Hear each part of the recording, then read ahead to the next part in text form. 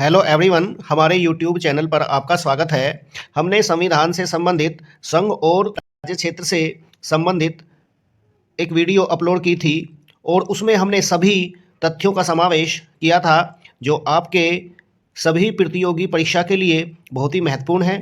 आज हम उसी सीरीज में संविधान का भाग 2 नागरिकता अर्थात सिटीजनशिप हम अपलोड करने जा रहे हैं। नागरिकता सिटीजनशिप आर्टिकल 5 to 11 भाग 2। आज के वैश्वीकरण के युग में किसी भी देश में दो तरह के लोग रहते हैं, एक तो नागरिक और एक विदेशी। सवाल यह है कि नागरिक कौन होते हैं, अर्थात नागरिक किसे माना जाए।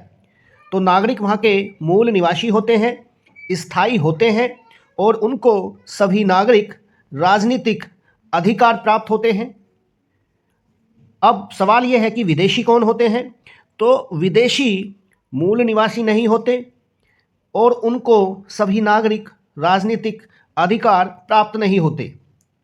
जैसे विदेशी संसद का चुनाव नहीं लड़ सकते, विधानमंडल का चुनाव नहीं लड़ सकते, मतदान नहीं कर सकते और जो हमारे सरकारी महत्वपूर्ण पद हैं जैसे उच्चतम न्यायालय न्यायाधीश, उच्च न्यायालय न्यायाधीश, महालेखा नियंत्रक परीक्षक, महान्यायवादी, यानी अर्थात जितने भी संवैधानिक पद हैं वो उन पर या उनको प्राप्त करने के योग्य नहीं होते।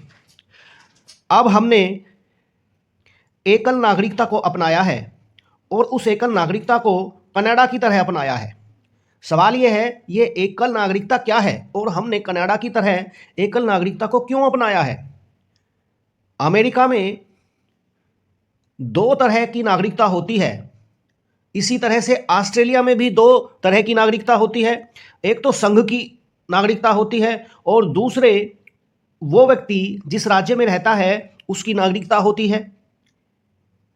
तो वहाँ पर दोहरी नागरिकता होती है, लेकिन हमारे देश में एकल नागरिकता होती है कनाडा की तरह, चाहे वो किसी भी राज्य का निवासी हो।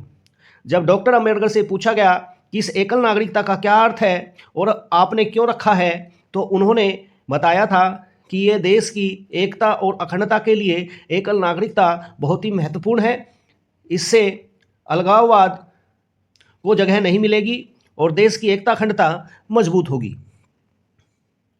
अब जब हमारा संविधान 26 जनवरी 1950 को लागू हुआ तो हमारा जो संविधान है उन लोगों को नागरिक बनाता है। आर्टिकल 5, जो लोग आर्टिकल 5 भारत के मूल निवासी की बात करता है, यानी कि जो भारत का मूल निवासी है वो संविधान के लागू होने 26 जनवरी 1950 को भारत का नागरिक माना जाएगा। और मूल निवासी कौन है? जिसका जन्म भारत में हुआ हो वो भी मूल निवासी है, या उसके माता पिता में से किसी एक का जन्म भारत में हुआ हो वो भी मूल निवासी माना जाएगा, या संविधान लागू होने के बाद 5 साल पहले से भारत में रह रहा हो वो भी मूल निवासी माना जाएगा। और क्योंकि ये मूल निवासी है तो 26 जनवरी 1950 को भारत का नागरिक माना जाएगा। अब आर्टिकल 6 की बात करते हैं। अब आप जानते हैं जब 1947 में हमारा देश आज़ाद हुआ तो साथ में हमारे देश का विभाजन भी हुआ था और पाकिस्तान और भारत दो देश बने थे। तो ऐसे व्यक्ति, आर्टिकल 6 उन्हीं व्यक्तियों के लिए है जो व्यक्ति पाकिस्तान से भारत आए हों और उसके माता पिता या दादा दादी अविभाजित भारत में पैदा हुए हों। शर्त यह है, अविभाजित भारत में, चाहे वो पाकिस्तान में पैदा हुए हों चाहे वो भारत में पैदा हुए हों। तीसरा, आर्टिकल 7, अब ऐसे व्यक्ति जो भारत से पाकिस्तान चले गए थे लेकिन फिर बाद में भारत लौट आए। अब आप सोचेंगे कि ये क्या चुल्लू मची कि आप भारत से पाकिस्तान चले गए और फिर पाकिस्तान से भारत आ गए। तो आर्टिकल 7 उन्हीं लोगों के लिए बनाया गया, लेकिन आखिर इस चुल्लू के लिए आर्टिकल 7 क्यों बनाया गया? इसका जवाब देने के लिए सबसे पहले हमें सरफरोश मूवी पर जाना पड़ेगा। लेकिन आप ये कहोगे कि आर्टिकल 7 का सरफरोश मूवी से क्या संबंध है, तो मैं अभी बताता हूँ। सरफरोश मूवी में नासिरुद्दीन शाह पाकिस्तान के नागरिक होते हैं लेकिन भारत में रहते हैं, लेकिन वो एक डायलॉग बोलते हैं कि अब भी पाकिस्तान में भारत के मुसलमानों को मुजाहिर कहा जाता है। सवाल यह है कि ये मुजाहिर क्या है? दरअसल पाकिस्तान के मुसलमान जो भारत से मुसलमान गए थे उनको मुजाहिर कहते थे और उनके साथ अच्छा व्यवहार नहीं करते थे। यही कारण है कि कुछ मुसलमान वहाँ पर गए, उन्होंने भेदभाव देखा और फिर वो भारत की तरफ चल दिए। तो ये आर्टिकल उनके लिए है, लेकिन शर्त यह है कि भैया रजिस्ट्रेशन करा लो और रजिस्ट्रेशन करने के बाद शांति से 6 महीना तक भारत में आपको रहना होगा। अब हम बात करते हैं उन लोगों की जो भारतीय मूल के हैं, जो भारत से बाहर रह रहे हैं। ऐसे काफ़ी व्यक्ति थे जो 1950 तक किसी न किसी काम से दूसरे देशों में रहते थे, तो वो भी भारतीय मूल के व्यक्ति थे। भारतीय मूल के व्यक्ति को अब शर्त यह है उसके माता पिता या दादा दादी अविभाजित भारत में पैदा हुए हों और उसे रजिस्ट्रेशन भी कराना होगा। अब आर्टिकल 9 और आर्टिकल 10, आर्टिकल 11 की हम बाद में बात करेंगे। उससे पहले नागरिकता अधिनियम 1955 की हम बात करते हैं। ये बहुत ही महत्वपूर्ण है, नागरिकता अधिनियम 1955। अब वो लोग देश के नागरिक हो गए 26 जनवरी 1950 को, जो आर्टिकल 5, आर्टिकल 6, आर्टिकल 7 और आर्टिकल 8 में है। लेकिन उन लोगों का क्या जो 26 जनवरी 1950 के बाद पैदा हुए और जो 26 जनवरी 1950 के बाद भारत आए, उन लोगों का क्या किया जाए? तो उन लोगों के लिए बनाया गया यानी कि नागरिकता अधिनियम 1955, जो 26 जनवरी 1950 के बाद भारत आए और उनको नागरिकता प्राप्त करने की 5 शर्तें इस अधिनियम में थी। यदि कोई आप 5 शर्तों में से एक भी शर्त पूरी करते हो तो आप भारत के नागरिक मान लिए जाओगे। सबसे पहली शर्त क्या थी भैया? जन्म से। यदि उसका जन्म भारत में 26 जनवरी 1950 के बाद हुआ हो, चलो जी ये भी ठीक है, लेकिन एक शर्त जोड़ दी, लेकिन यदि उसका जन्म 3 दिसंबर 2004 के बाद भारत में होगा तो उसके माता पिता में से कोई एक उसके जन्म के समय भारत का नागरिक होना चाहिए। ये महत्वपूर्ण है। ये उन लोगों के लिए है जो अवैध रूप से घुस जाते थे।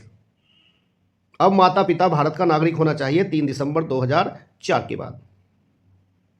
अब दूसरा, वंश के आधार पर भी नागरिक माने जाएंगे। अब वंश के आधार पर कैसे उसको प्रूफ करना है? ऐसा व्यक्ति का जन्म मान लीजिए देश के बाहर हुआ है जन्म तो, लेकिन उसके माता पिता में से कोई एक जन्म के समय भारत का नागरिक था, तो वो भी वंश के आधार पर भारत का नागरिक माना जाएगा। तीसरा, रजिस्ट्रेशन द्वारा। अब ये रजिस्ट्रेशन के द्वारा अब ये छूट दी गई कि भाई जो पहले शर्त को पूरा नहीं करते, दूसरी शर्त को पूरा नहीं करते, अब ये रजिस्ट्रेशन द्वारा ये तीसरी शर्त दी गई, यानी कि भारतीय मूल का वह व्यक्ति जो भारत से बाहर रह रहा है लेकिन उसने अपना रजिस्ट्रेशन करा दिया हो, रजिस्ट्रेशन कराना पड़ेगा उसे, और रजिस्ट्रेशन कराने के बाद 7 वर्ष से भारत में रहना होगा उसे। अब आगे चलते हैं। अब यहां पर देखते हैं, और दूसरी इसमें शर्त है कि भारतीय मूल का वह व्यक्ति जो भारत से बाहर रह रहा हो और उसके माता पिता में से कोई एक अविभाजित भारत में पैदा हुआ हो। अर्थात कोई ये प्रूफ कर दे भारत के बाहर रह रहा है और कोई ये प्रूफ कर दे जी मेरे माता पिता अविभाजित भारत में पैदा हुए थे, ठीक है, तब भी आपको भारत का नागरिक माना जाएगा, लेकिन आपको पंजीकरण कराना होगा। और तीसरी इसमें पंजीकरण वाले में शर्त क्या है? वह व्यक्ति जिसने भारतीय नागरिक से विवाह किया है और अपना रजिस्ट्रेशन करा दिया हो, रजिस्ट्रेशन कराने के बाद 7 वर्ष भारत में रह रहा हो, यानी कि 7 वर्ष तक उसे भारत में रहना होगा। पंजीकरण की चौथी शर्त क्या है कि भारत के नागरिक के नाबालिग बच्चे जो माता पिता भारत से बाहर रहते हैं, यानी कि अर्थात ऐसे व्यक्ति जो भारत से बाहर रहते हैं लेकिन वो भारत के नागरिक हैं, तो उनके नाबालिग बच्चे भी भारत के नागरिक माने जाएंगे। और पंजीकरण में 5वीं शर्त क्या है? वह व्यक्ति जिसकी उम्र 18 साल या उससे अधिक हो गई हो और उसके माता पिता भारत के नागरिक के रूप में पंजीकृत हैं, यानी कि उसके माता पिता का रजिस्ट्रेशन है और वो भारत के बाहर रह रहे हैं, तो यदि 18 साल का व्यक्ति पंजीकरण या रजिस्ट्रेशन करा दे तो वो भी भारतीय मूल का व्यक्ति मान लिया जाएगा, यानी कि उसको भी नागरिकता दे दी जाएगी। अब इसमें चौथी शर्त है 1955 नागरिकता अधिनियम में प्राकृतिक रूप से। अब केंद्र सरकार किसी भी व्यक्ति को प्राकृतिक रूप से नागरिकता दे सकती है, अर्थात जो पहली वाली 3 जो शर्तें हैं उनको भी फॉलो नहीं कर रहा, तो प्राकृतिक रूप से किसी भी केंद्र सरकार किसी भी व्यक्ति को नागरिकता दे सकती है। अब उसके लिए योग्यता क्या है? उसे ऐसे देश से संबंधित नहीं होना चाहिए जब भारतीय नागरिक प्राकृतिक रूप से नागरिक नहीं बन सकते, एक तो ये शर्त है। और दूसरी उसकी शर्त है कि उसे देश की नागरिकता को त्याग देना होगा।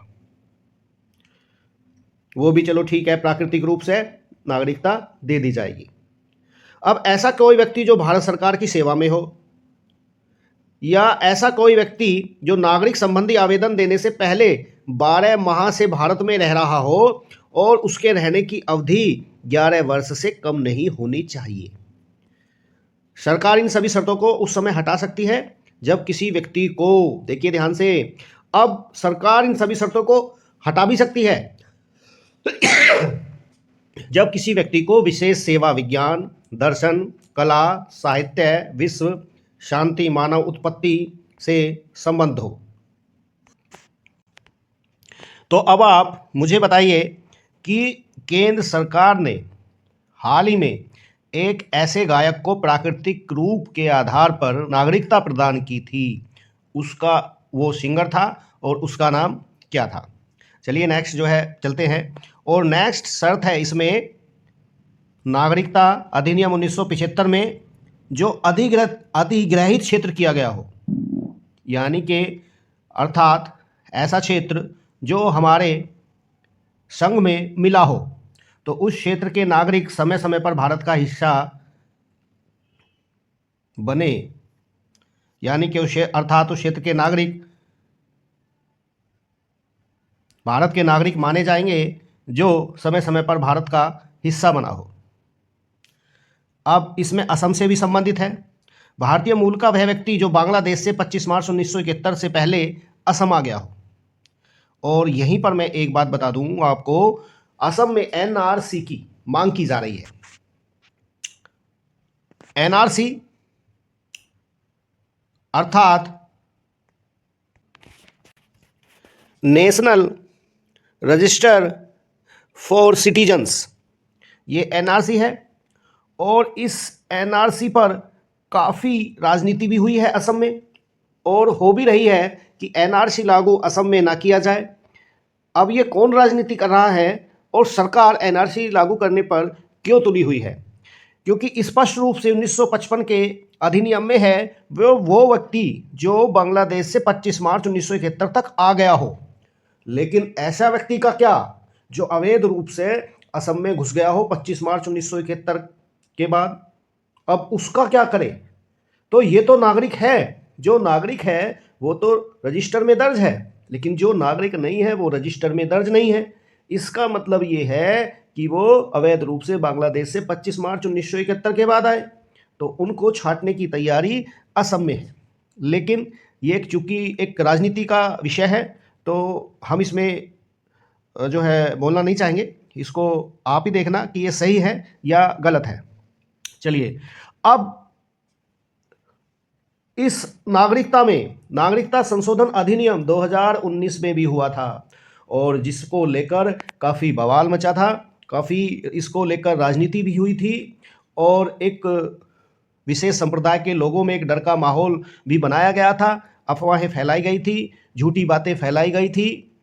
और आज हम देखेंगे कि इस अधिनियम में ऐसा कुछ भी नहीं है जिस तरह की बातें, अफवाहें फैलाई गई थी। चलिए शुरू करते हैं।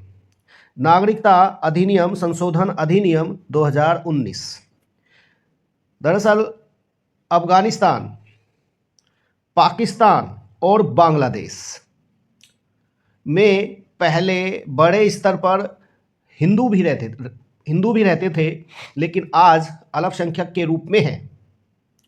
लेकिन अफगानिस्तान, बांग्लादेश या पाकिस्तान में धर्म के आधार पर भेदभाव किया जाता है। तो ऐसे जो अफगानिस्तान, बांग्लादेश या पाकिस्तान के ऐसे हिंदू, सिख, बौद्ध, जैन, पारसी या ईसाई समुदाय के लोग हैं जो वहां से प्रतिपादित होकर या भेदभाव के कारण 31 दिसंबर 2014 को या उससे पहले भारत में प्रवेश कर गए हों, तो उनको नागरिकता देने की इसमें बात कही गई है। अब लेकिन इस समुदाय के लोग भारत में 5 वर्ष या उससे अधिक समय से रह रहे हों और वो भारत की नागरिकता चाहते हों, उन्हें पासपोर्ट अधिनियम 1920 से छूट दी गई थी। अर्थात जो भी कोई बाहर का व्यक्ति होता है, जब दूसरे देश में जाता है तो उसे पासपोर्ट की ज़रूरत होती है, लेकिन इन लोगों को इससे छूट दी गई और 31 दिसंबर 2014 से वो पहले आ गए थे और 5 वर्ष से वो भारत में रह रहे थे, तो उन्हें CAA यानी कि सिटीजनशिप अमेंडमेंट एक्ट 2019 जिसे कहा जाता है, उनको नागरिकता दे दी जाएगी। लेकिन ये अधिनियम, ये याद रखने की ज़रूरत है, असम, मेघालय, मिजोरम, त्रिपुरा जैसे जनजातीय क्षेत्रों में लागू नहीं होता। अब नागरिकता की समाप्ति कैसे हो सकती है? दरअसल नागरिक अधिनियम 1955 में नागरिकता समाप्ति के 3 कारण बताए गए हैं। पहला कारण बताया गया, यदि कोई ऐसा व्यक्ति है जो स्वैच्छिक रूप से ही त्याग दे तो उसकी नागरिकता खत्म हो जाएगी। और दूसरे, यदि किसी व्यक्ति ने दूसरे देश की नागरिकता प्राप्त कर ली है तो हमारी जो नागरिकता है, देश की नागरिकता, वो अपने आप ही खत्म हो जाएगी। और यही बात आर्टिकल 9 में कही गई है। तीसरी बात है कि केंद्र सरकार ऐसे व्यक्ति की नागरिकता बर्खास्त यानी कि सस्पेंड कर देगी यदि उसने नागरिकता फर्जी तरीके से प्राप्त की हो, संविधान के प्रति अनादर जताया हो, राष्ट्र विरोधी गतिविधियों में शामिल हो गया हो और वह नागरिक जो भारत के बाहर 7 वर्षों से बिना सूचना दिए रह रहा हो, या पंजीकरण या प्राकृतिक रूप से जो नागरिकता उसे मिली थी 5 वर्ष के भीतर ही उसको 2 वर्ष की कैद हो गई हो, ऐसी स्थिति में केंद्र सरकार को नागरिकता बर्खास्त करनी होगी, यानी कि केंद्र सरकार बाध्य है। और ये 1955 के अधिनियम में बताया गया है।